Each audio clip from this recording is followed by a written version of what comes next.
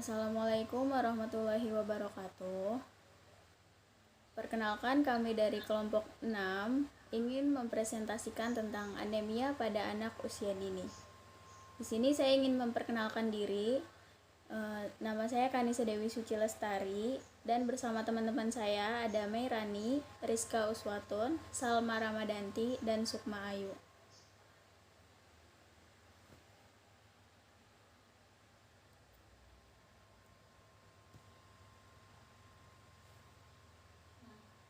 Nah, jadi teman langsung aja, Sa.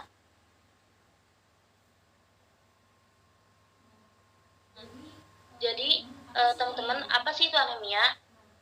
Nah, anemia yaitu penyakit kelainan sel darah di mana jumlah sel darah merah dalam tubuh seseorang itu lebih rendah. Biasanya anemia ini terjadi ketika hemoglobin dalam sel darah merah tidak tercukupi. Nah, jadi yang dimaksud hemoglobin itu adalah protein kaya zat besi yang ditemukan di dalam sel darah merah, yang fungsinya itu untuk membawa oksigen ke seluruh tubuh. Jadi, oksigen yang dibawa oleh hemoglobin itu sangat diperlukan karena sangat berfungsi untuk sel-sel yang ada di dalam tubuh si anak. Jadi, jika oksigen yang ada di dalam tubuh si anak tidak cukup, maka organ tubuh si anak pun tidak akan bekerja dengan baik.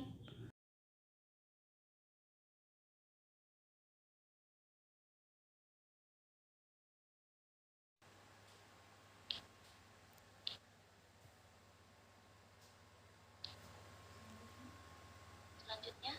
Sukma.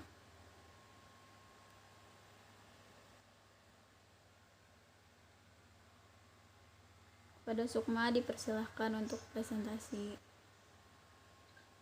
Iya, situasi yang terjadi, survei kesehatan rumah tangga SKRT tahun 2001, prevalence ADB, yaitu anemia defisiensi besi pada bayi 0 sampai 6 bulan, sebesar 61,3%. Bayi 6 sampai 12 bulan sebesar 48,1%.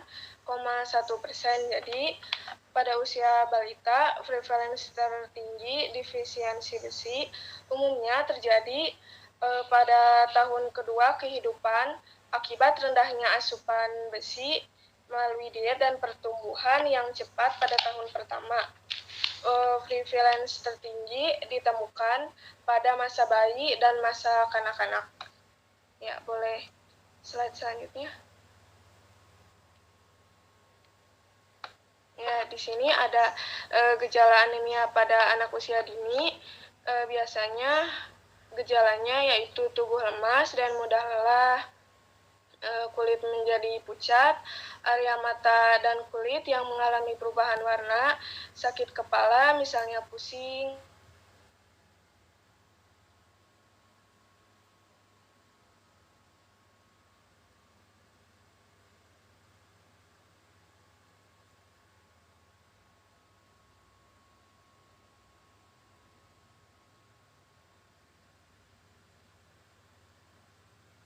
Gimana Sukma, dilanjut? Ya, maaf tadi keluar. Sakit kepala tadi sudah, misalnya pusing dan detak jantung lebih cepat. Ya, boleh. Nah, untuk faktor anemia yaitu kelainan genetik.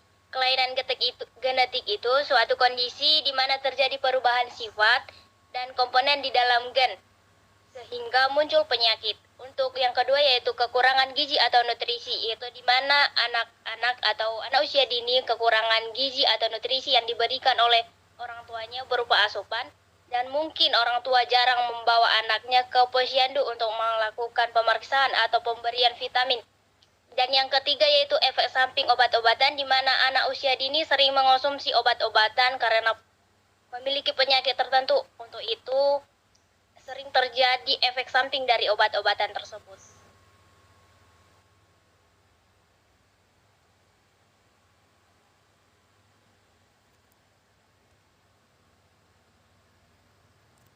Nah, di sini ada upaya yang telah dilakukan untuk mengatasi anemia.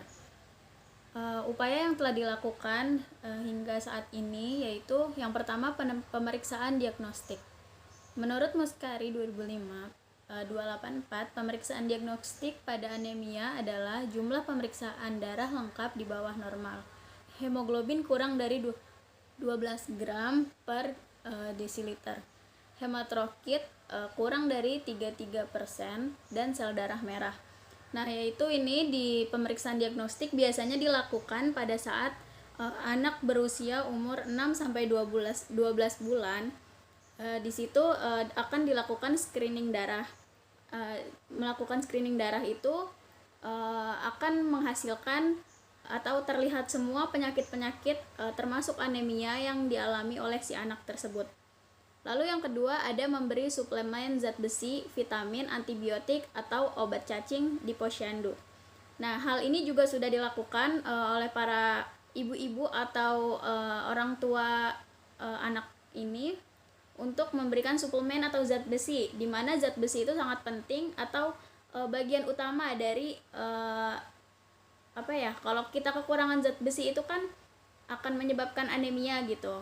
Nah, zat besi ini adalah faktor utama yang harus diberikan kepada si anak. Nah, di program posyandu ini juga sudah dilakukan.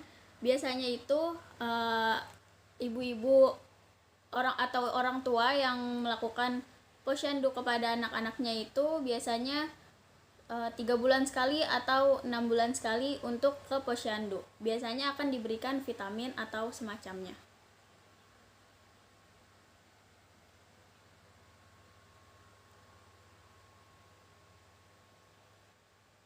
Hasil dari permasalahan yang telah kita diskusikan, posyandu telah melakukan imunisasi. Imunisasinya yaitu anak umur 12 sampai 23 bulan yang mendapatkan imunisasi dasar lengkap tercatat saat itu pada tahun 2019. Jumlah ini naik menjadi 7,17% pada 2020. Pada tahun ini, persentase penerima imunisasi dasar meningkat cukup signifikan menjadi 61,9%.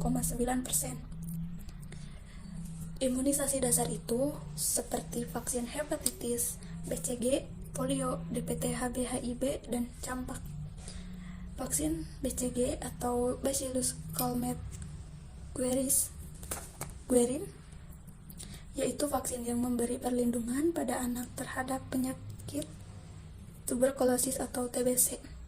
Apa itu vaksin DPT HIV atau HB? Yaitu vaksin yang guna mencegah 6 penyakit. Mungkin sekian presentasi dari kami, kurang lebihnya mohon maaf. Jika ingin ditanyakan bisa langsung menghubungi kami yang ada di kelompok 6 ini. Sekian, terima kasih. Wassalamualaikum warahmatullahi wabarakatuh.